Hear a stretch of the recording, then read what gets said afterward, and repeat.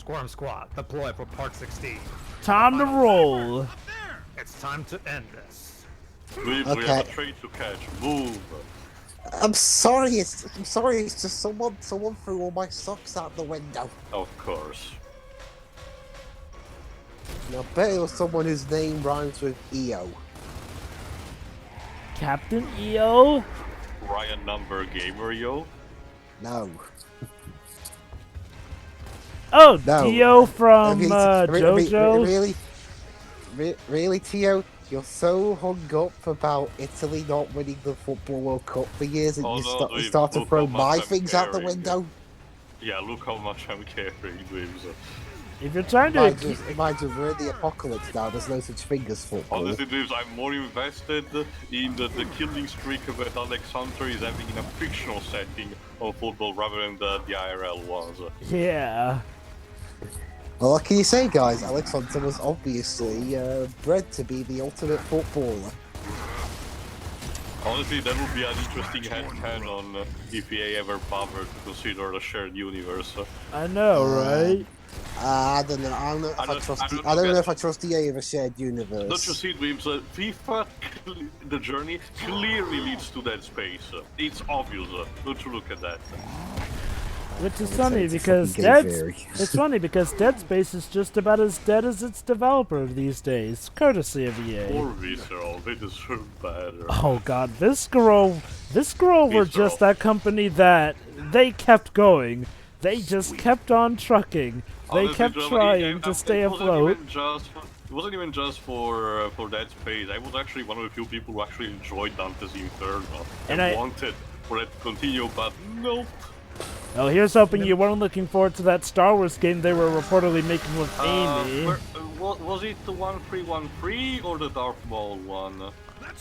It was the one that Amy from Sony was supposed to work on. Basically, Amy Pascal was it? No, John. Amy Pascal is the film producer of Sony. You're thinking of Amy Hennig, the creator of. Right. Yeah, no, Amy Hennig. It's Visceral when Star Wars 1313. Yeah.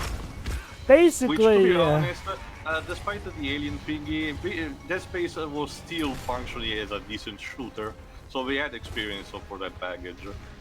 It just is this girl is definitely one of the most saddest stories. A company that meant well and did their best, but their best wasn't enough for the greedy, money-mongering company that bought them. I actually don't know if the people who worked there actually managed to find work somewhere else. I hope so.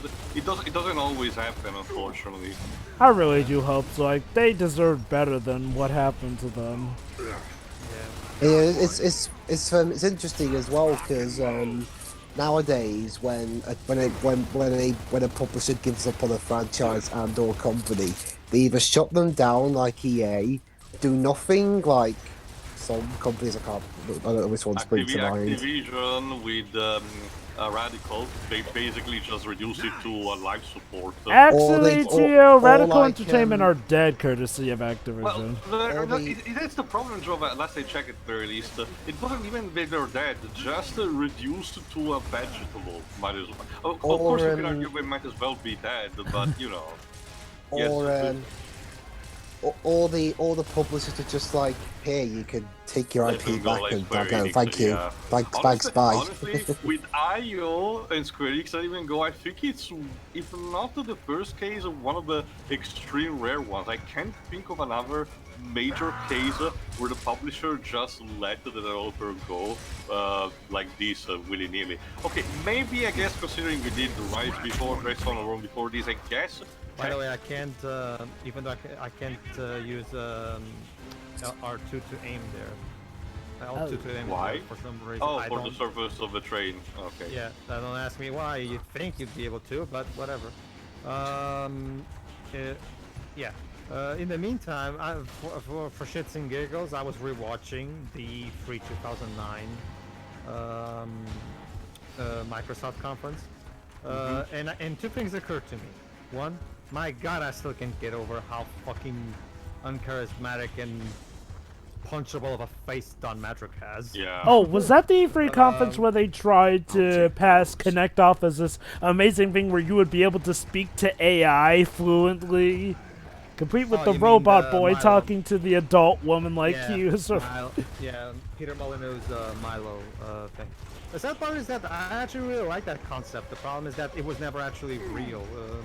Yeah, I mean, that stage demo was so fake. Staged. Yeah. Oh god, yeah. Well, I guess you can say it was staged. Sorry, Dwibs. Tio beat you to that joke. Another thing that Where's the sniper? Another thing that occurred to me, you know what happened when they showed off some stuff from Gears 3 in the 2010 conference. It was not unlike recently, ever since the Coalition took over. It wasn't Rod Ferguson who came on stage to talk about it and show it off. It was Cliff Basinski, you know. So and Rod Ferguson instead, and as well as other Epic Games employees, were in the background helping with by controlling the other characters while he controls Marcus.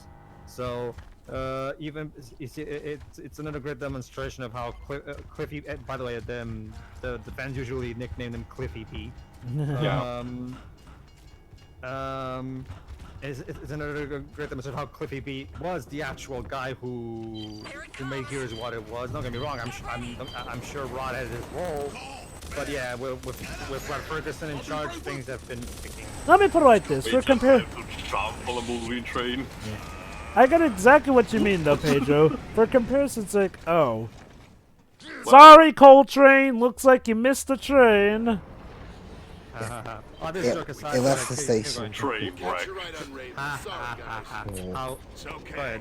Anyway, going back to what you're saying, Pedro, I get what you mean. It's like, oh, imagine Smash Brothers without Sakurai, and like, whoever has to lead it is whoever was the second in command. Like, imagine Smash Bros. Without Sakurai at the helm, which I know we may have to deal with at some point in our lives, but you can pretty much imagine that Smash Bros. Game ain't gonna be like Smash Bros. Like, only Sakurai could have made Smash Brothers what it is now, especially considering how big Ultimate is. You know, I'd be, yeah, I know I've made this joke before, but I would love it if Smash Bros. Just turned into like a drinking competition game or something. Oh. Well, that's your average awkward zombie comic about Smash. Oh god, yeah. Super Smash Brothers. Well, okay, you'd have to remove the characters who aren't old enough to drink, so that would leave many. Anyway, welcome to the climax of Gears of War. Whoa, there's a giant strain in the sky, man. Yes, basically it takes place. Yeah, yeah. No, actually, yeah. The Joe makes a good point. You know, I actually really like the art direction of the sky there. That looks pretty cool and unique. Also, that tower top team. The sequels also have typical this same kind of art. Although to be fair, Gears 3 definitely colored things a bit more compared to the first two. It's definitely something. Not to the extent of the Coalition's games, but just a little bit for the bit of balance. Whereas when you go check the campaign in Gears 5, there's just typical bright blue skies that don't at all convey the same sense of atmosphere that these original games are trying to convey. But go ahead, Joe. It's like I said, with the original trilogy, they actually do one of the things of making a grayscale shooter actually unique in the sense. Whereas, you know, a lot of times when you hear the words grayscaled, you think, oh, it's the usual run-of-the-mill dull look. But no, this one actually manages to, you know, do good with it. Well, that's the sad part. Well, that's the thing, Joe. But like, and again, to the Coalition's credit, and this is the Ultimate Edition that does that. To be fair, because if you go back and check, the Gears 2 and 3, those look good, even on the 360. However, if you go back and check the original 360 version of Gears of War, that actually is the typical generic grayscale thing, which is the main reason why they made this Ultimate Edition to. Oh, to its credit, well, to its credit, I mean, back then that was when the look actually looked good, quote unquote, as far as people were concerned. You know, like, oh, it was the new HD thing. It just aged badly. What I mean, that's what I mean. Is like, well, I think the trilogy for its time took what was grayscale and actually made it unique. Which thankfully this remakester, as we're calling it, translates pretty well, I'd say. Yeah. This particular the art direction that they put on this Ultimate Edition is much more akin to the sequels. So yeah. It does, however, create this kind of thing because since the character models were remade from scratch, you know, I have to go play to it. We have to go into Twin 3, and there's going to be. Don't get me wrong, the character models on Twin 3 look great for the 360. It's just that, you know, like. Don't look different. Yeah, because these are. They don't look as great as these ones because these ones were made from scratch for for the this Xbox one. One. For the Yeah. Xbox One. Yeah. Kind of My makes me guess wonder is why they maybe didn't. My guessing is maybe there was an original plan of remaking all 3 games to put on the Xbox One, but then they canceled it because this is a backwards company. It's gonna be a thing now. There was no need. It really does feel like that, especially considering how, you know, I mean, they kind of stopped it being a simple remaster more than a full-on remake even for this game. Although even without the backwards compatibility, this particular game was really in due for a re-release of this kind because remember before this Ultimate Edition there was some campaign content that was exclusive to the PC release. So it was a good idea to bring this to the Xbox One. Oh boy. Alright, and now our first, well, not final boss, the penultimate boss, another Berserker. Problem is, we don't have the Hammer of Dawn, so what do we do? Run? I'm actually surprised I didn't have Marcus go, oh shit. Like, that shot just calls for Marcus to say, ah shit. Probably thought, nah, that's what they'd be expecting. Save I know, it. it's just, I know, but what's plan B? I know, but still, I would argue that yeah, it's expected, but it would fit so well. To be fair, like being predictable doesn't always equate to bad. I would say. In this Okay. So I think you have to use those rings, some kind of fashion. Oh, Not weird. quite. That's what you. Not quite, Tio. It's more so what's next to them that we're gonna use. Remember, Teo. Usually we have to something explosive to defeat the Berserker. So what do we come across that could be used for an explosion? Oh, that flaming tank there. Basically, we gotta play a bit of hide and seek with the Berserker while making our way to what can hurt him. The only problem, Teo, is that yeah, there you go. The game even put in my attention to it. But guess what, Teo? There's a green button there, so I figured, oh, maybe the game. What does this button do? Well, oops. No, that's okay. That's okay. Taking away that car doesn't impede anything. Don't worry, you're fine. So what are you gonna do? I thought you were going to, press the button, and then as soon as you press, jump onto the other carriage. Oh, I'm gonna get you. Nope. Never mind. Okay. You know what's the interesting thing? You can actually get yourself stuck in this game. Basically, if you manage to go all the way to that card that I just let go, and the Berserker chases you there, and then you drop the cart and allow the Berserker to just follow the cart, you'll get stuck. Because the game expects you to kill the Berserker using the fuel tank. Well, it's not like the Berserker's going to be of any threat if you just leave it there. I know, it's just that. There you go. Oh, and you killed yourself because we were too close. And thus Marcus saved the day at the cost of his own life and limbs. And thus ends the story of the world's See? dumbest military. There you go, see? I blew up the fuel. I blew up the thing. The problem is the Berserker chased me up until this point. So now I'm stuck. I literally cannot win. You see, Coalition. Okay, I don't know if this was in the original game as well, but regardless, this is the version we're covering, talking to the Coalition right now. You know, Coalition, at this point, you should have automatically gave me a game over screen. You know? But no, like he did with that thing earlier. I'm not kidding. The game is right now unwinnable. Remember, this is a blind playthrough, so I didn't know this was impossible. So wait, can't you just lure the berserk onto that wagon and then detach it even without having? No. There's no button to detach that one, unfortunately. There's no more buttons to attach to. The game is right now unwinnable. No, right now, yes. I'm talking about hypothetically because remember that particular car is detachable. So why can't you just? Is it possible for Marcus to just lure the berserker on that and then detach at that point the car? It is. Regardless, still, in this particular situation, right now the game is unwinnable. Right now, yeah, but that's I think Tia was wondering, like, was the game unwinnable if you detach a car with the monster on it? Are you kidding me? Oh, okay, no. If I said that, then I misspoken.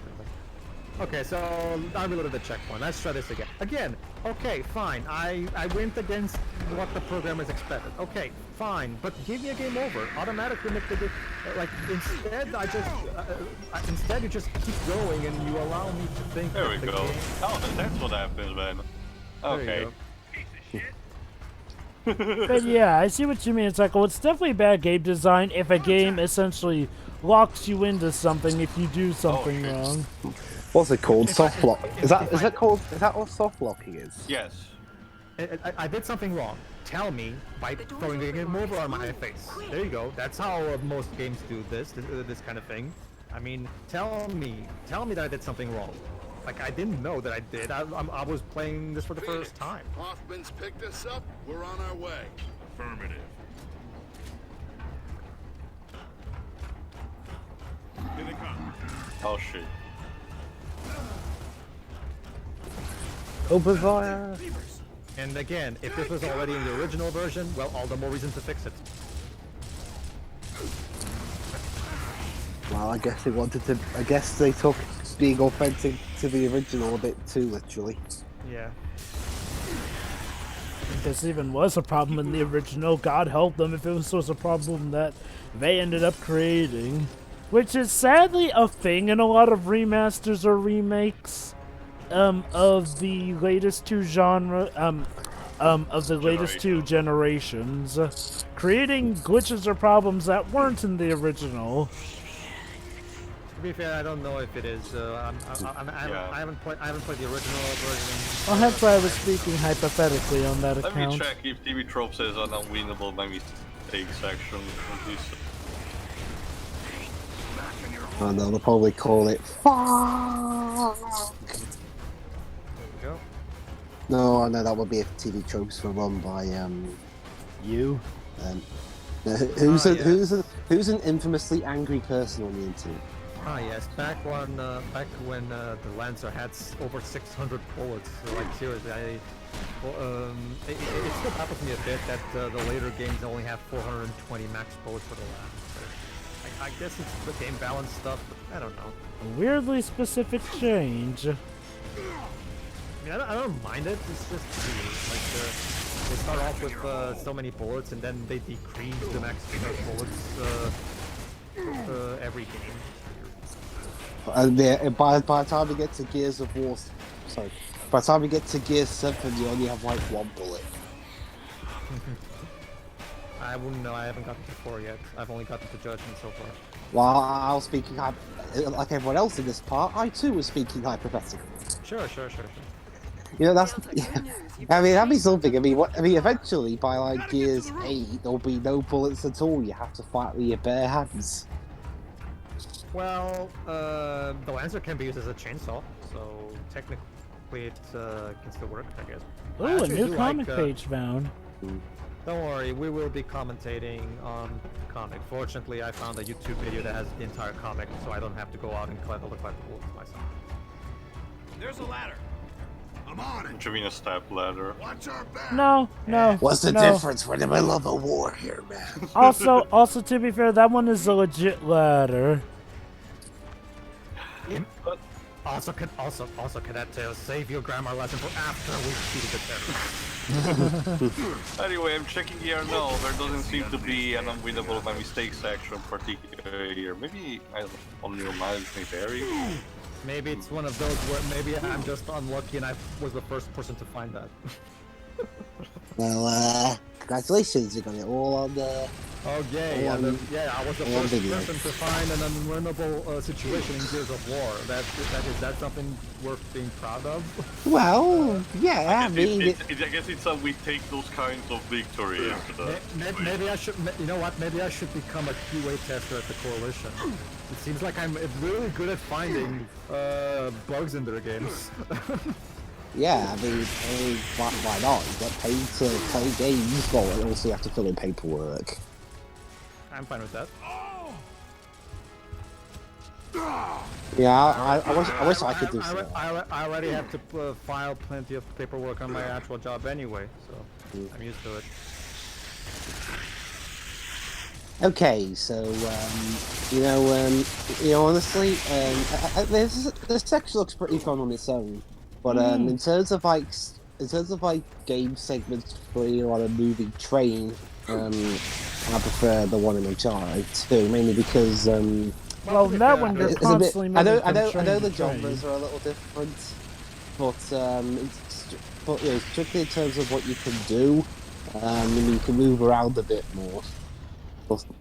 This game came out in 2006, whereas Uncharted came out 3 years later. So, don't worry, guys. If it helps you, Gears 2 and 3 are more rich in action set pieces. Okey-dokey. So you can there's no train that explodes incompletely. However, there's, for example, in Gears 3, there's a set piece where you're on a truck and you're shooting everything that comes towards your way. With a chain gun, and you even jumping through ramps and stuff like that. So the sequels mix things up more. Don't worry. Okay, cool. I see our partner couldn't be bothered to man the other chain gun. No, he just hit the locomotive. Thanks a lot, Dom! Again, the AI is iffy. We need to get to that bomb. Hey, Dom, thanks for your help. Anya, what the hell is happening? You've got wretches. 4 cars ahead.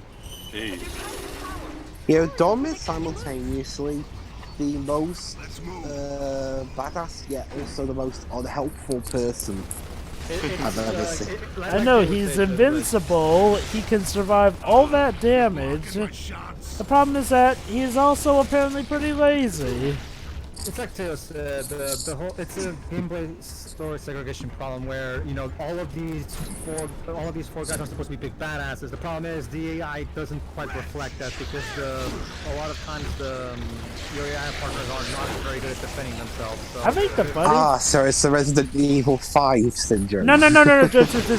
Again, Resident Evil 6, Resident Evil 5, the AI is actually helpful there. Didn't one of the characters keep getting in the way? No, and besides, there's only one ally character. Actually for Resident 4. Yeah, but no. Sheva is honest to God helpful in Resident Evil 5.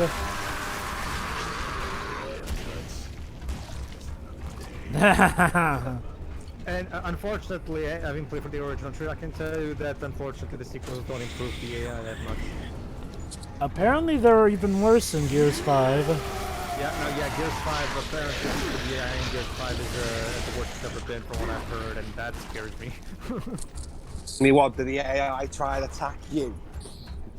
God forbid. Well, You'll see. I haven't. I'll have to see for myself when I get to it. I mean, it's like...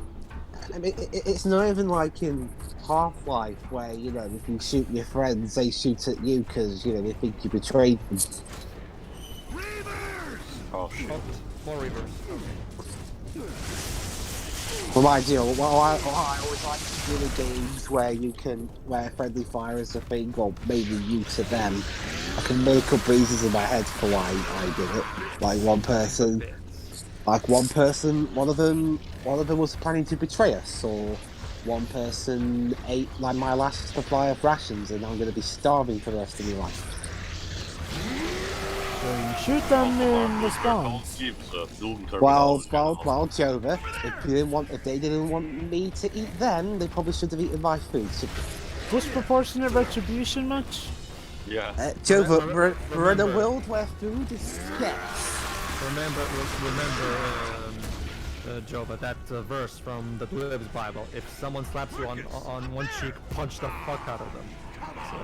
Sounds about reasonable for him. I think you even made an analogy at one point, Pedro. If I so much as stepped on your toe, sorry, if you stepped on my toe, I would. No, that was a famous joke that I made where Sherman was all like, "We must destroy them," and I was all like, "Okay, is everything okay? Do you know how to handle anything that doesn't involve destroying shit? You know." You stepped on my toe and I must destroy you! Well, what if that toe was important to them? That's the Grimms method. You step on my toe and I must punch you. Well, you never know. What if that toe was, I don't know, they're the only actual human body part of theirs left. I don't know, they're cyborgs or whatever. Sucks. Come on, Jack, anytime. I mean, what would that be called? Bionic van toe? No, that's rubbish. Well, Taylor, look at it this way. This is not like in Judgment where I can get stuck. Basically, I was test playing Gears of War Judgment, and I was streaming it, and Taylor was watching. Basically, I was doing a little optional objective where I had to protect Jack. While he was doing something, and the problem is I killed all the enemies, and yet the game did the event did not activate, so I got stuck and I had to reload the checkpoint. It's your house, baby. Your house. Give it a pay. Taylor's theory is that apparently there was an enemy stuck in a box or something. Yeah, possible. Maybe he just respawned. Maybe he didn't respawn. Maybe he didn't spawn coming out of a hole. So maybe there's that. I don't know. Regardless, it's fortunately, after I reloaded the checkpoint, everything was fine from that point. You're approaching target. Shit happens. GPS shows that you picked up speed. You don't have Again, much the time. best quote from War is a virtue. Shit happens. Yes. I swear I heard that quote somewhere else. Forrest Gump. Shit happens is a very common saying that you've probably heard plenty of places. Can you fall off the train? No. I don't think I don't think very. Alright, and this is the final. Alright, and now this is the get gear for the final boss room. Of course. So yeah, different weapons to choose from. The programmers were nice enough to put all this ammo and guns here, so I can prepare myself for the final boss. Let's see what, and there's also another one, more on this side. Let's see, I'm about to show you. Lovely. Alright, I guess I'm full. Alright. Now we finally get to avenge the previous sergeant that got killed. Alright. Ladies and gentlemen, the general of the Locust Army, RAAM. You still have it? Hell yeah, I do. Right here. You're useful for something, Dom. I am a Darth Vader clone. Screw your queen. From hey, a Coltrane! Of course, now up close, it's Alright, so like we've established before, the krill are the krills which That's is a big gun. Yes, well that's the whole point of this series, big guns. kill RAAM. Okay, final boss. Okay, so RAAM is a bitch, even on casual mode. The thing is, whenever he's protected by krill, he's invincible. So you have to wait for the krill to leave his body, and then you can shoot him. There's no life bar, sorry, Jova. But don't worry, as long as the krill are not around, you can damage him. Like you can even see little splatters of blood coming off his body when you shoot him. That means that's your little cue that you're damaging. Basically, you have to wait. One of the best ways to throw the krill off is to throw a frag grenade. Makes sense. The problem is you can only carry 4 frag grenades at a time, so it's not a. One thing that I kind of wonder about the way that, considering the cutscene just showed us that Cole is with that searchlight there, you'd think Cole will occasionally throw the light there, and that would be my cue to shoot him. You know, you would think Cole would help him, but no, that he only did that once time in the cutscene. You'd think that would be an actual element of the boss battle, but it's not. That's the weird part. I mean, why bother establish that Cole has a searcher that can help me if you're not actually going to incorporate that as a mechanic? I mean, it is weird. I mean, but whatever. It would make this a bit more manageable, because this boss can be quite hard if you don't know what to do. There's a run out of grenades, so yeah, and the krill can kill me. Oh yeah, don't forget, stay in a place where there's light, because remember, the krill can fucking kill you in an instant like piranhas.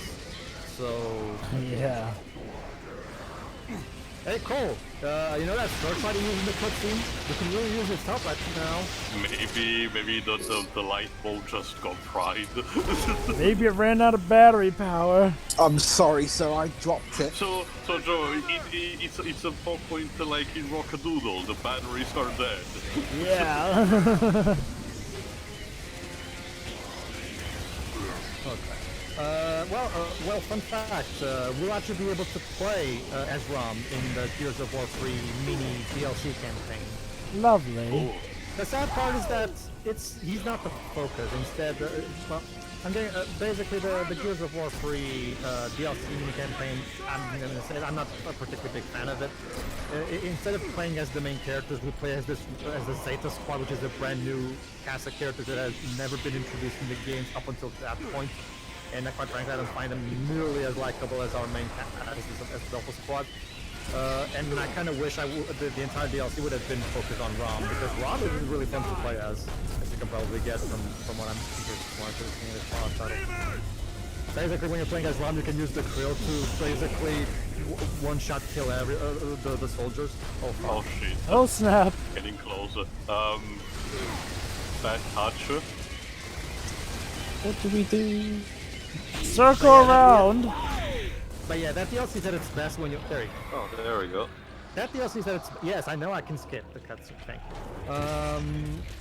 That DLC is at its best when you're controlling RAAM, so I kind of wish the whole DLC was focused on the Locus. That would have been cool, but... Wanna step on his head for good measure? Well, it depends, Joe. If this is Gears 5, then you have to pay to have that animation. Sorry.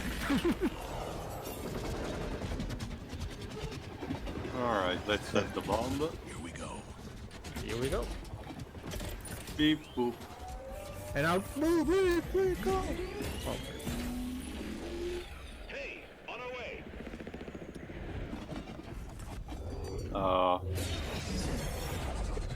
Oh, shoot. Well, crud. Oh crap, what do we do? Hold still. You know, Jump.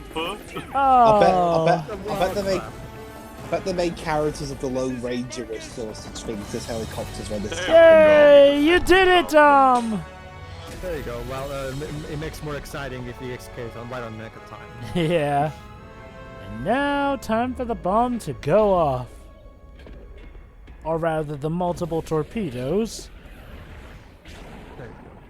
Now they're gonna send all the torpedoes and they're gonna go for all the Locus stuff. You know what that means? Chain reaction! Eat lightning, shitheads. Well, Private, I think that was a job well done.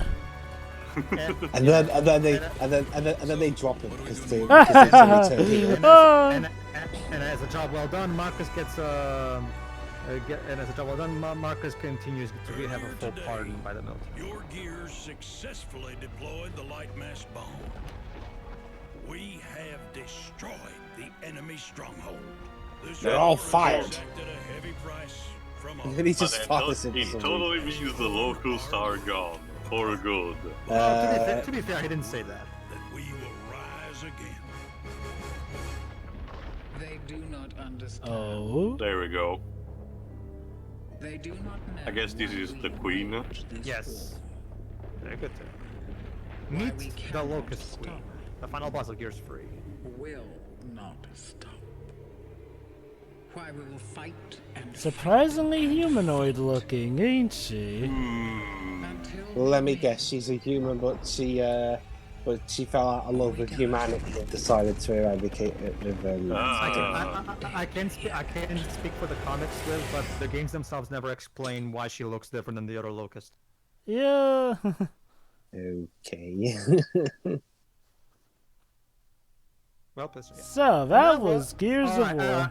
Here's a cool thing about there we go, lead designer Cliff Pissinski. Here's the cool thing about the Gears of War games. Every single member of the crew gets to say something. As you can see, I get paid for this. Sweet. Much of a...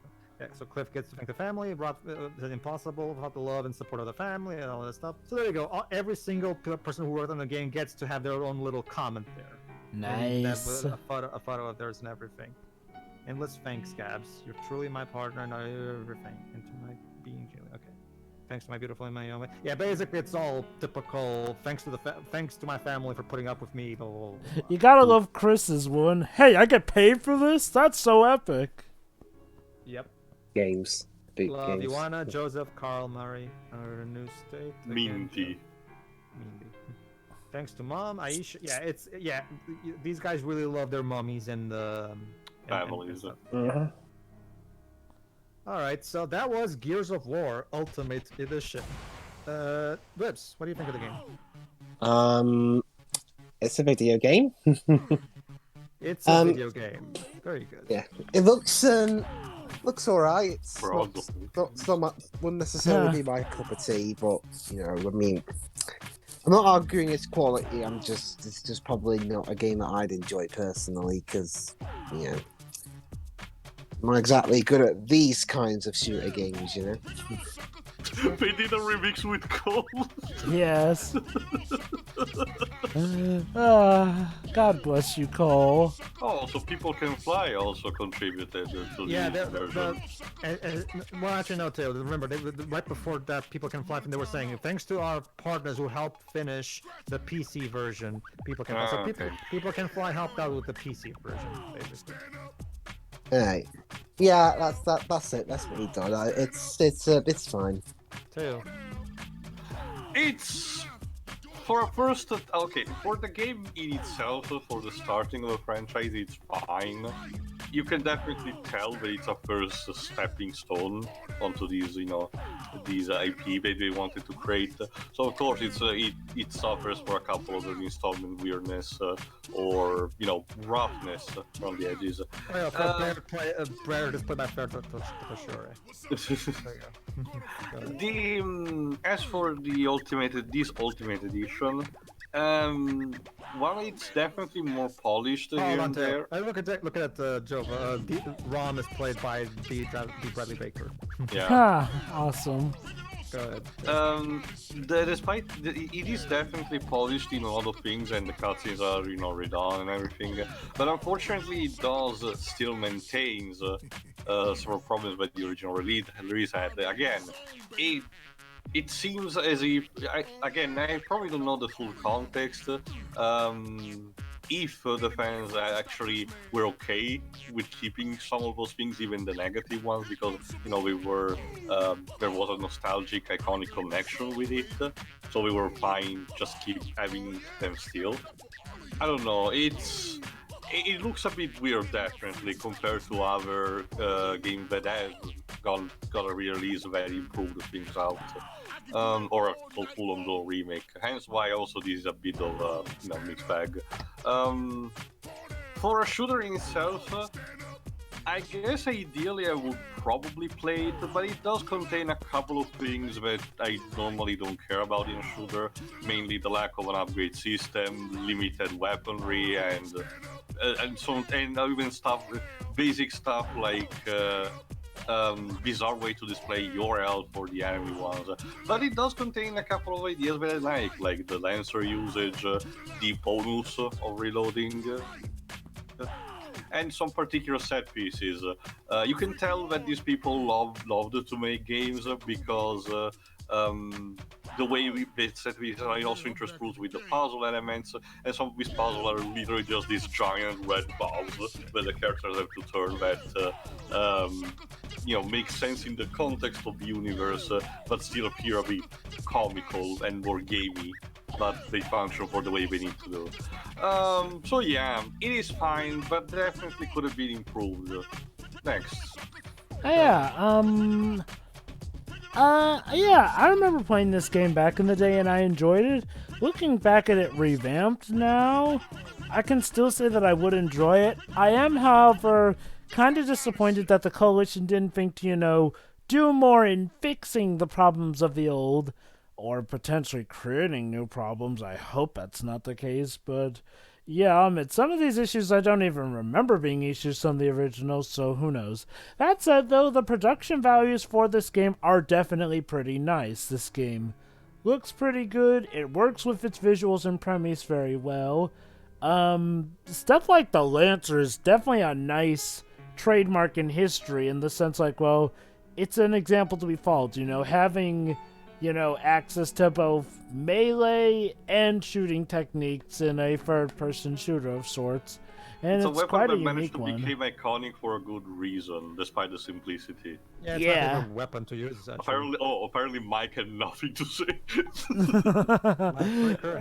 Mike Fricker was speechless after finishing. Sorry, Joe, I continue. If I'd known you were coming, I'd have promised a bake sale. Thanks to Epic and my family, especially you, Dad. Oh, nice. Nice. I pity the fool who touches my cereal. And a special thanks to all my lovely ladies for their support. But yeah, Oh, another one. Please have a fabulous day. Or else. Jesus, Kelly, don't kill me. But yeah, I mean, okay, the characters of this game are actually, they're very interesting. They're characters that I want to know more about, but this game tells us, I feel, enough for what we need to know, except for maybe more about Marcus, which is, again, a missed opportunity, which they could have added stuff onto this game, but unfortunately it was mainly just, give it a new fresh coat of paint, and nothing more for the most part. Sort of a shame. Well, we have to wait for Gears 3 to get in-game character development. Unfortunately, most of the backstory involving him and, for example, his romance with Anya is entirely saved for the comics and never even mentioned in the games. So, unfortunately, we're not going to get that. But, I can't say. That said, though, like I said, for what it wants to do, the story here is fine enough. It's kept simplistic enough to, not overcomplicate things, especially for our first installment into the title. And I can appreciate it for that. The characters I still have fun with. The music is rather well done. I mean, you'd think it'd be just generic, but no, I could actually recall a few tunes here and there. It's bombastic when it needs to be, subtle when it needs to be. It just manages to fit and work pretty well. So this guy's the new lead designer now, Peter Scood. How do you pronounce that? Scood? Let's go with Scood. Yeah. But I actually agree with Joe. I forgot to mention. I can definitely feel where these moments where the composer is trying his ass off. So I can definitely. Yeah. If you think the music is good in this game, wait till Gears 2. Gears 2 is where the primary Gears of War theme that now every game has is where that theme premiered, and the Gears of War main theme that started with number 2. That's that's great. The composer of Gears 2 is Steve Jablonski. Yeah, and he does a great job. He created the Gears of War theme that is now the iconic theme of the series that is always in every game and is always when you see Gears of War on stage on E3, they always play that theme. It's the Final Fantasy theme equivalent of Gears. It's the theme that everybody associates with. It's so bizarre because instead I associate Gears with Mad World because it was used so much in the marketing. Mm-hmm.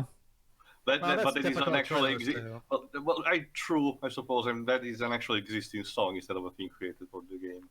Anyway, Jova. But yeah, to wrap up my thoughts, it's a pretty good game. It's definitely one of Microsoft's best, I would say.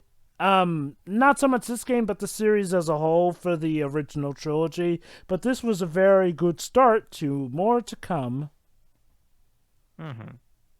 At For least me, you, it's Pedro. For me, it's a good game.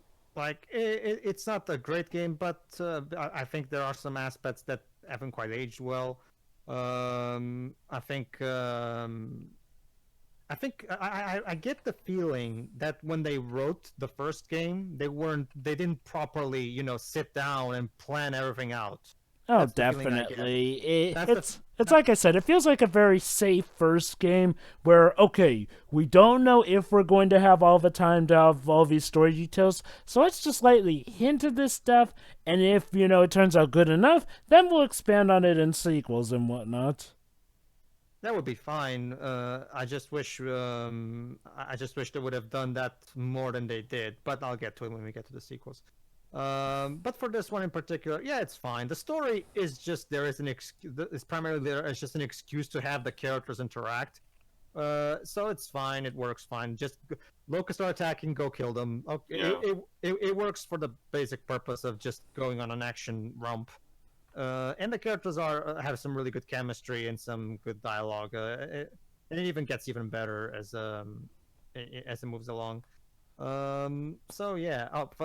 Guess what? Jova, in Gears of War Judgment, we have a female character who voiced by Ali Hillis, and she's basically using her lightning voice. Huh, how interesting.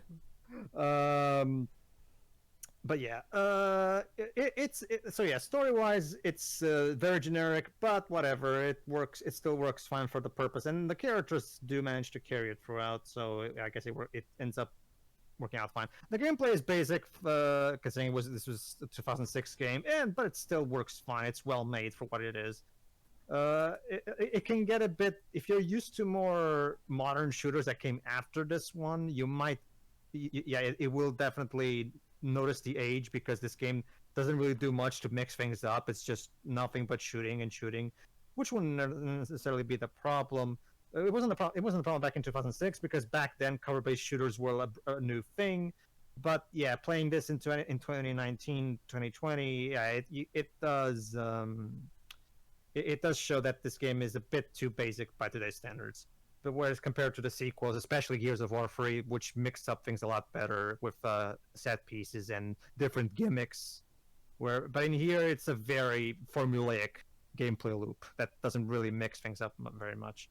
But again, for the time, it was fine. I wonder if maybe if the coalition had more time and money, maybe they could have, added more content and some extra set pieces or something like that. But oh well, then again, they were working on Gears of War 4 at the same time that they made this, so I guess they couldn't, because they had to focus most of their resources on 4. Mm-hmm.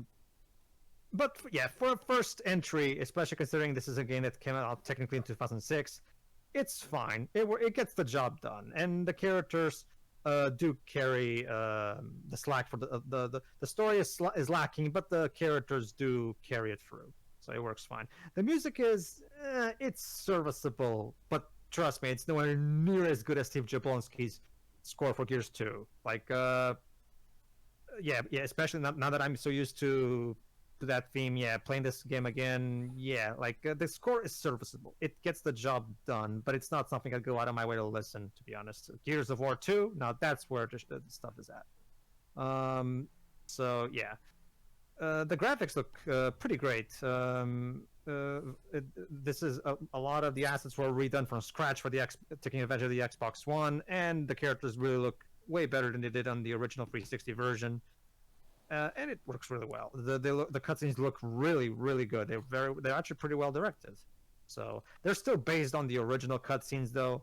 So there's that as well. I'll have to wait and see when I get to 4 to see if 4 was the first game that Coalition made from the ground up entirely without relying on Epic Games' shoulders. So I'll have to wait and see if they're capable of having well-directed cutscenes there. Hopefully they will. But yeah, for a first entry, it works out fine. So that was Gears of War Ultimate Edition on the Xbox One. For the next time, everybody, we'll use the backwards compatibility program on the Xbox One to play Gears of War 2. So tune in for that. The gearing. Gears 2 Electric Boogaloo. All right. See ya. everybody. Ta-ta.